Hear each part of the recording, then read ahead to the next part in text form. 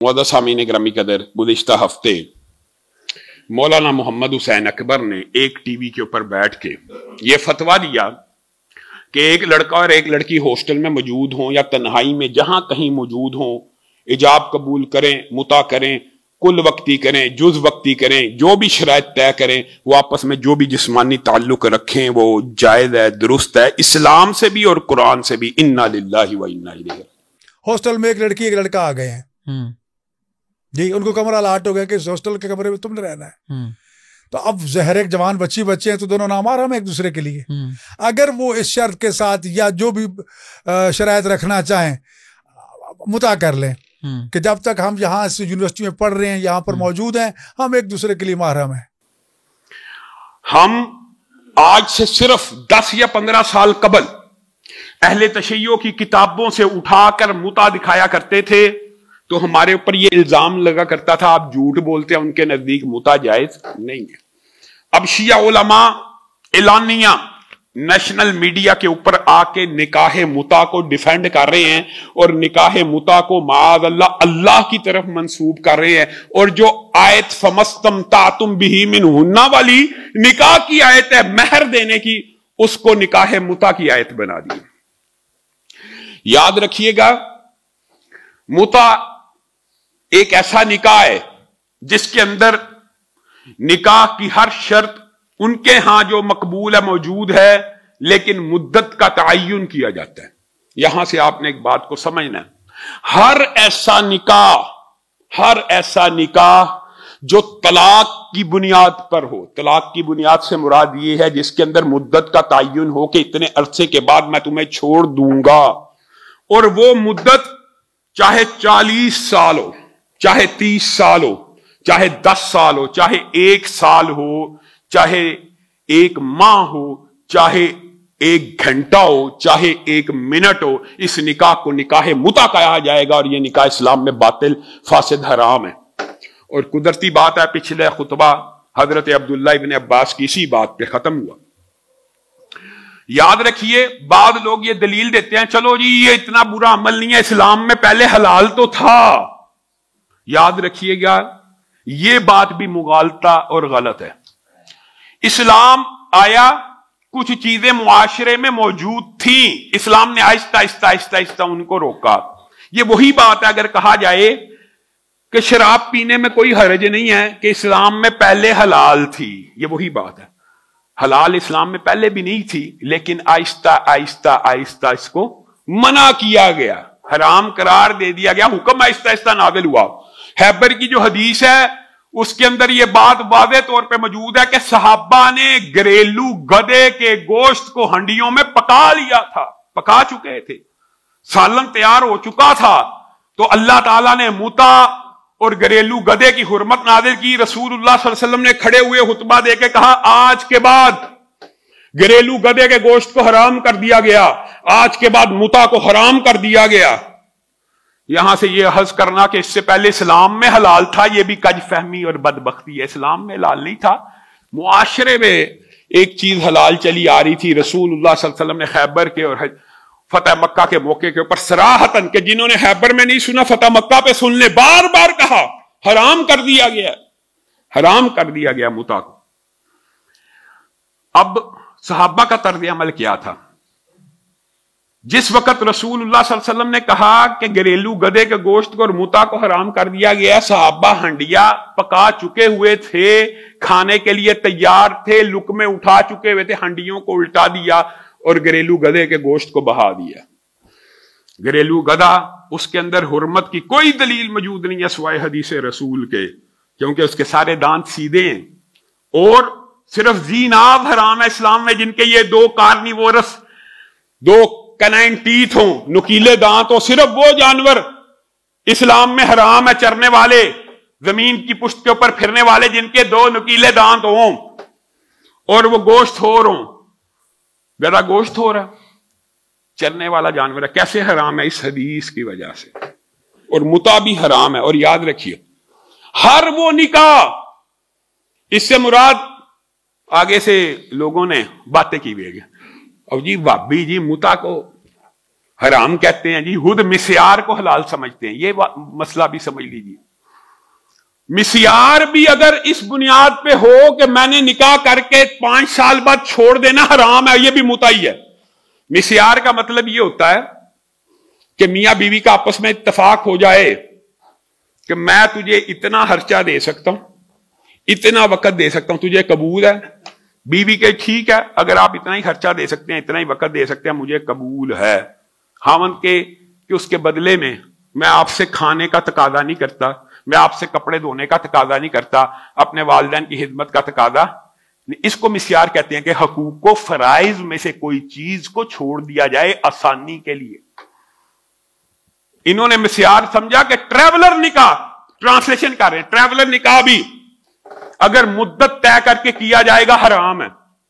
تو پھر میں اہل سنت علماء کو بھی ایک دعوت فکر دینا چاہتا ہوں کہ آج ابلاغ کی وجہ سے، سوشل میڈیا کی وجہ سے میں کہتا ہوں یہ باتیں اگرچہ لوگوں کو، بچوں کو جناب رضا کے قریب لے کے جانے والی ہیں، لیکن کم از کم علم اتنا عام ہو گیا کہ ہمیں وہ کتابیں کھول کھول کے دلائل نہیں دینے پڑے کہ دیکھیں جی ان کی کتابوں میں متع حلال ہے. وہ خود کہنا شروع ہو گیا جی حلال ہے، خود کہہ رہے اعلانیہ.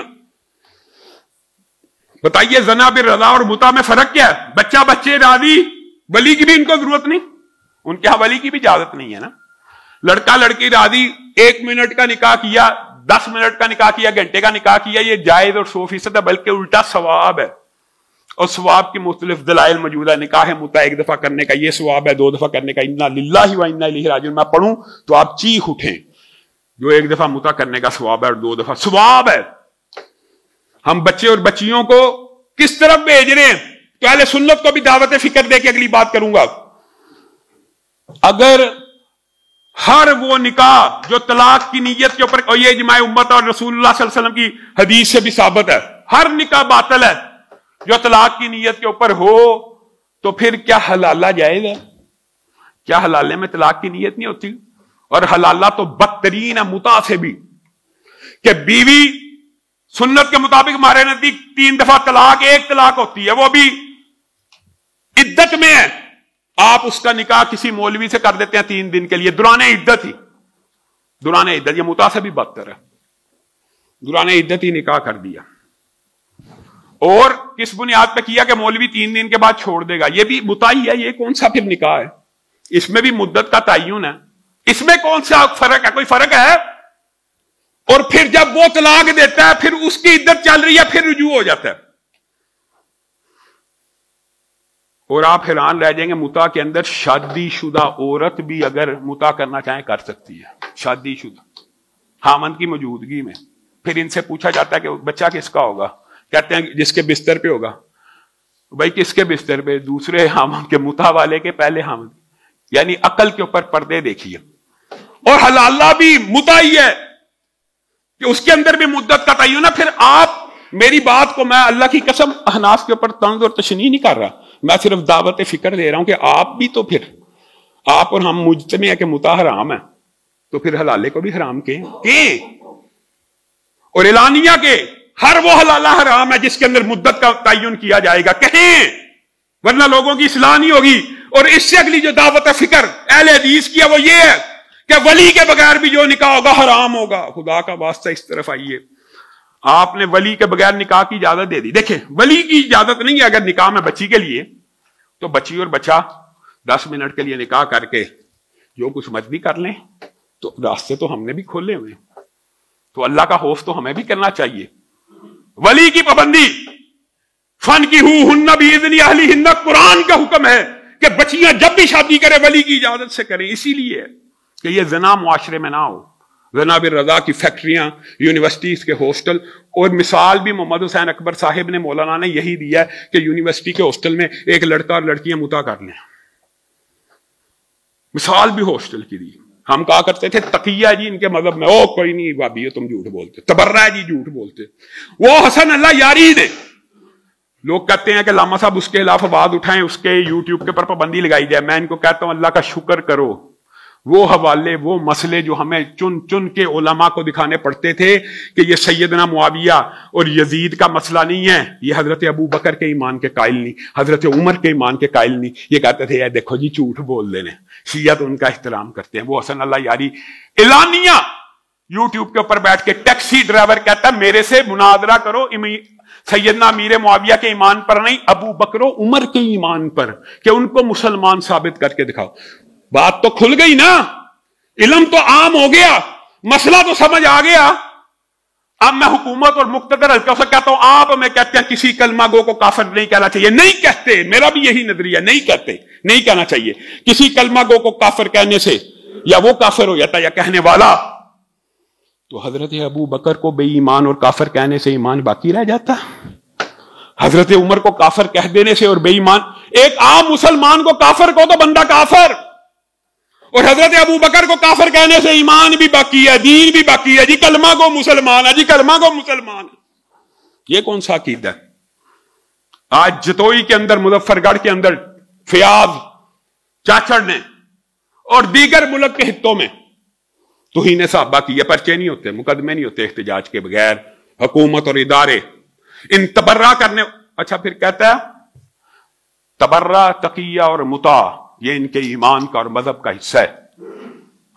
حضرت علی نے کیوں بیعت کی تھی؟ کہتا تقیے سے کی تھی. جس بات کو چاہے تقیہ بنا لے، تبرہ بھی کرنا ہے، تقیہ بھی کرنا ہے، مطاع بھی کرنا ہے. یہ اس مذہب کی بنیاد ہے. تو حکومتی ادارے کہاں ہیں جنہوں نے توہین صحابہ کیا؟ ان کو بھی کافر کردار تک پہنچایا جائے. اور میں میاں داؤد صاحب جو وکیل ہیں ان کی تحریک کو بھی سیکنڈ کرتا ہوں، جو انہوں نے شوکت بصرہ کے خلاف شروع کی ہے کہ اس نے بھی ایک صحابی رسول، ایک صحابیہ کی توہین کیا، اس کے خلاف بھی مقدمہ درج ہونا چاہیے. ہونا چاہیے. قانون حرکت میں آئے. ہم کیوں حرکت میں آئے؟ قانون حرکت میں آئے، اپنا راستہ بنائے. آخر میں ایک دو اعلانات ہیں بچیوں کے لیے اور بچوں کے لیے. حفظ کا شعبہ جو ہے اس میں داخلے کھلیں اور تفسیر کی کلاس میں بھی داخلے کھلیں. اور دوسرا اہم اعلان ہے، انشاءاللہ کل ہفتے کے روز مغرب کی نماز کے بعد کرول میں سیرت ساقی کانفرنس ہے، لاہور کے اندر موجود ہے. آپ سب ساتھی اس کانفرنس میں بھی ذوق و شوق سے شرکت فرمائیں. سبحان ربک رب العزت عما یصفون وسلام علی المرسلین والحمد للہ رب العالمین.